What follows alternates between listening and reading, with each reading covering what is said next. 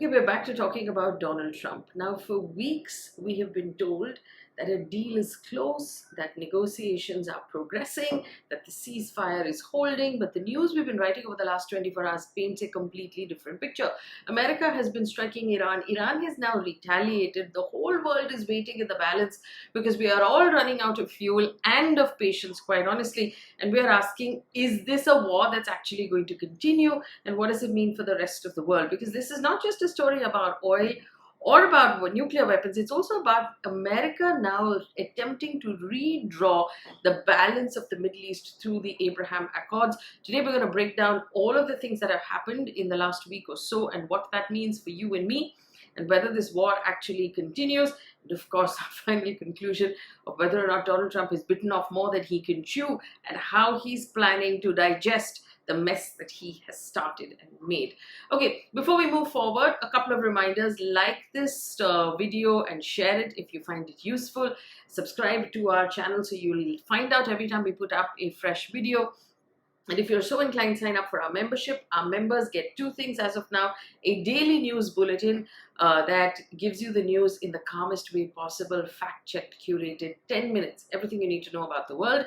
And secondly, once a month, we'll put out an editorial accountability live where we will answer any question that you have about how we have tracked the news, covered the news, written the news, or not written the news. Okay, so these are specials for our members. Let's take a look at what has happened now as far as US and Iran is concerned. There are four major things that have happened. One, the US military has carried out strikes in Iran targeting the military site of Bandar Abbas, the strategic port city, remember, on the day of Eid. In response, Iran said it's targeted the US airbase without providing which location it has targeted. Kuwait, which hosts a USA base, has said its air defenses are intercepting hostile missile drone threats.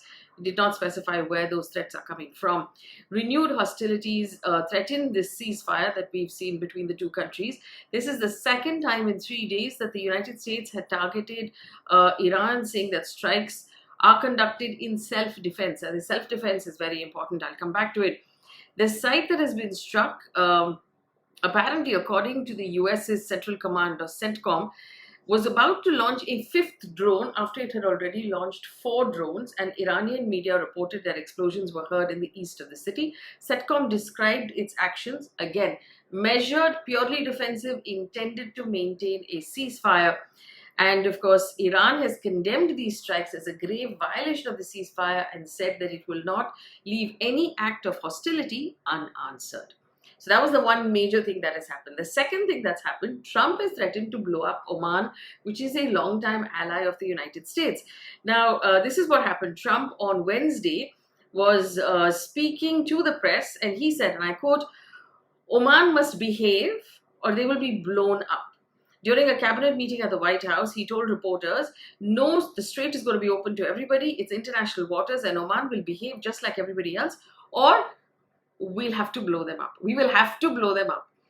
They understand that, so they'll be fine. Now, the White House did not immediately respond when asked if Trump had misspoken or if he intended to refer to Oman and he was actually referring to Iran and he got the two mixed up. The US State Department later posted this clip with a transcribe without any sort of clarification. So, I mean, it's kind of sad also that we reached a point where a country of the kind of power that the United States exercises has a head of state that's making statements like this, where the press has to constantly ask if he really meant what he said, or was it a slip of a tongue, or did he actually get confused about the names of the countries. That was the second thing that happened. The third thing that happened is Trump asserting again on Wednesday that Iran is negotiating on fumes and insisting that the November midterms that are coming up won't make him rush into any deal. And let me tell you what is going on. The president is looking for a settlement that will open the Strait of Hormuz, obviously, because that's what the world wants, but also give him a credible argument as to what he's achieved in this war, because right now it's not looking easy or good. Iran's nuclear capability, he needs to be able to prove that the capability has been diminished in some way in order to prove a victory, or that the winding down of the conflict has been done because they've achieved something, not just because he's under pressure from Republicans. So the criticism that he's received from his own supporters domestically is that Iran's hardline leaders will emerge from this conflict emboldened because they'll survive it. Or the other criticism that he's received is that they're going to go into the midterm elections right now, where they may lose control of Congress. And Republicans worry that the rising cost of fuel prices are actually, basically darkening the mood across America. People are not going to like it. So what has Trump said here? He said, they are not going to outweight me. We'll outweight the midterms. I don't care about the midterms. So that's the third important development. Trump claiming that he doesn't care about the midterms. So the idea that he's under pressure, he's rejecting at this point. The fourth big thing that has happened is called the Abraham Accords. Now, let me tell you, this popped up again. And on Monday, he called apparently on Muslim-majority countries in West Asia to establish normalized relationships with Israel in the context of developing this peace agreement with Iran. On his social media post, which is how he communicates with the world, Trump listed the countries whose leaders he had spoken to about efforts to end the war with Iran. Now, let me take you on a side quest as to what the Abraham Accords are, if you don't already know. Abraham Accords are a set of agreements that were brokered by Trump back in 2020.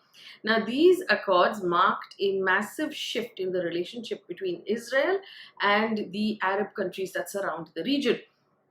US actually negotiated these deals. 4 countries began diplomatic efforts to formalize ties with Israel. So up till then, there were very few Arab countries that had any relationship or diplomatic relationship with Israel. Between August and December 2020, the countries that signed were the UAE, Bahrain, Morocco, and Sudan. And now, effectively, the Abraham Accords have come back into the conversation because Trump is trying to push more countries to sign those. Now, the name Abraham Accords was essentially meant to call on the shared roots of the Abrahamic religions. So the name was not picked by accident. Remember, Judaism, Christianity, and Islam all consider Abraham as the sort of key figure, spiritual grandfather of all 3 religions. It's Ibrahim in Islam, but it's the same figure. So it was meant to sort of call on that coexistence and remind all of the people involved that they come from the same sort of source. The symbolism sort of took center stage, but the US acted as a broker and as a guarantor for all of those agreements. And the countries that were involved, the UAE, you'll remember, it was not just about diplomatic relationships. It was economic, it was military. There were political advantages to working openly with Israel. And the country that sat in the middle of this conversation, that was isolated by it, was Iran. Now, here's the thing. Many Gulf countries chose to work closer with Israel because they viewed Iran as a growing regional threat. Here's why. Iran has nuclear ambition, it has military influence, it has supported armed groups across the region, and that has sort of created shared anxieties in Israel and several other Arab countries. So effectively, the enemy of my enemy is my friend, and that is how a lot of these Arab countries decided to go on with the Abrahamic Accords. Now, what has changed? After those signatures in 2020, direct flights between Israel and the Gulf countries, trade has increased, technology partnerships, security cooperation, tourism has exploded apparently. Israeli tourists travel openly in Dubai and other Gulf countries, business agreements worth billions of dollars, and they effectively ended decades of unofficial silence between Israel and these Arab countries. For Trump, it became a huge political win for him because he effectively changed how Middle Eastern diplomacy had worked up till then. So the idea was, don't wait for a resolution between Israel and Palestine and that situation.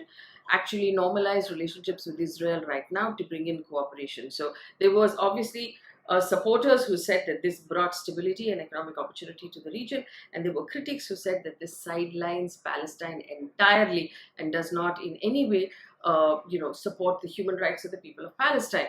Now, since then, obviously, the absolute devastation and what can only be described as genocide has taken place in Gaza. To now the Abrahamic Accords have come back into the news. Now, what effectively Donald Trump is doing is expanding these accords aggressively across the Middle East. He has called on many Muslim-majority countries to also sign, countries like Saudi Arabia, Qatar, Pakistan, Turkey. He's called them this week and asked them to sign as well. The vision is this, that several countries remain uncomfortable effectively with recognizing Israel because the war in Gaza has made things look worse. There's no credible pathway towards statehood for Palestinians. Pakistan, for example, has said that it is rejecting the idea publicly, that it does not want to sign the accord. Saudi Arabia has repeatedly said that it wants meaningful progress for Palestinian rights before it signs anything. And despite all of that, the region remains divided, but a lot of supporters see these accords as a possible breakthrough.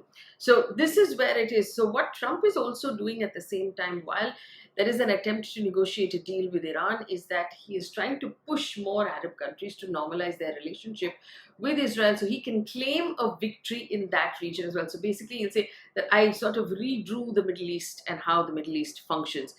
Then there's the final angle of the nuclear deal. Now, this is where we started from. This is Trump's reason for doing the war to begin with.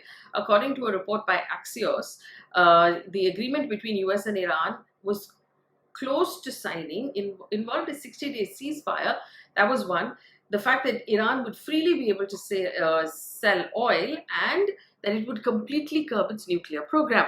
Now, Trump had asked initially for all of Iran's enriched uranium to be transferred to the United States to be destroyed. He has since then softened his deal, and he has basically said that he is okay if that uranium is transferred to the International Atomic Energy Agency for them to destroy at an acceptable location. So he's stepping down or softening his stand over there. But despite these 4 or 5 things that has happened, the thing that we find most disconcerting is that Trump has constantly changed his statements and his views. They've kept us guessing this entire time as to what is happening with this deal. Initially, remember, his team was meant to fly to Pakistan, and then he said the team is not going to fly to Pakistan. Then they said that whatever deal has happened, we can do it over the phone. And then they said they're very close to a deal, and now these two countries are shooting at each other again. So in the meantime, while all of this plays out between 3 countries, which is effectively Iran, America, and Israel, the whole world is hanging in the balance. Oil is well above $100 a barrel. Big oil companies, Saudi's Aramco, ExxonMobil, the biggest beneficiaries of this bonanza, are obviously making hay when the sun shines because the price of oil is through the roof. And oil and gas supplies will take months to return to normal after this, even after this conflict ends. And in the meantime, companies will make, hold your breath, $234 billion by the end of the year if oil prices continue at $100 a barrel. Analysis uses data from leading intelligence providers, and they have basically said that what is happening right now, and I'm going to say this slowly, what is happening right now is that the poorest of the world around the globe are suffering because of the increased price of fuel everywhere, including our own country. Prices are going to rise through the roof, and the rich are going to make blind money hand over fist. Dozens of countries are also going to cut taxes in order to help their citizens, including Australia, South Africa, Italy, Brazil, Zambia, which means less money for public services. When you cut taxes, your obviously government revenues come down, and you have less money to actually look after people. Effectively, the bottom line is this: the longer this conflict continues between these 3 countries, the poorest of the world will starve more and more. The richest of the world will make more and more money. I mean, even in India, consider who profits in the energy sector. The richest of our country profit in the energy sector, and who suffers? The poorest. So what's happening in the US right now is that there is a conflict of messaging from the White House. Remember when they started, and it was all about this will be swift, this will be decisive, this will be targeted, Iran's military nuclear infrastructure would be degraded, they will be, I mean, Donald Trump used very interesting words back then, that the American strength would force Tehran onto the table and down to their knees, and they will destroy everything, will destroy all the bridges, they'll be on their knees in a couple of days.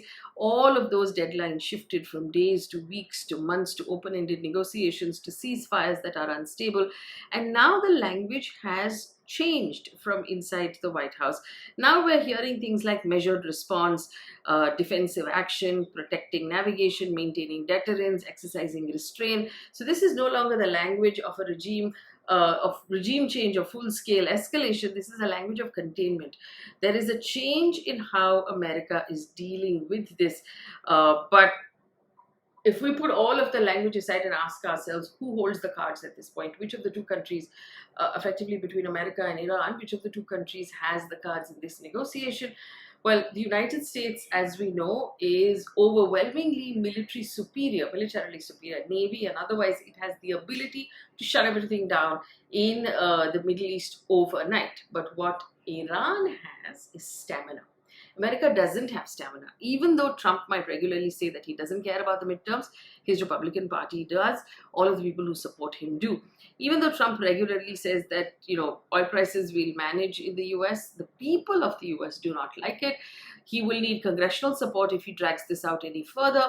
So he doesn't have the political stamina to continue this war, whereas Iran does. Iran knows that it only has to survive long enough to make the escalation politically expensive for the US. And this has been Iran's strategy for decades, apparently. Absorb the pressure, endure the sanctions, avoid a total collapse, and just survive to fight another day. So Iran has, of course, not gotten away scot-free. Remember, its economy is damaged, its military infrastructure has taken hits, its oil exports are very vulnerable at this point. Regional influence has been challenged. You see, China is also, you know, in that very volatile conversation that US had with China when Trump visited, they did talk about how they want this to end, and they want this to end quickly. Fundamentally, what Trump is trying to do is add leverage with the Abraham Accords so that he can claim a victory, saying that we changed how the Middle East functions, or we changed the nuclear capacity of Iran, because he needs to walk away from this with some sort of victory in hand in order to show his domestic audience that he did something and he had some plan in place. But for the time being, it does seem like unless someone hands him a victory of some sort, they're not going to reach a conclusion here. And for as long as these two countries continue their standoff, the rest of the world is hanging in the balance. Leave me a comment in the comment section if you believe that Donald Trump walked into this without the adequate information that he needed, or he's just at this point not entirely clear about what he's doing. Is he really confusing Iran and Oman? Was that a slip of tongue? I really wonder.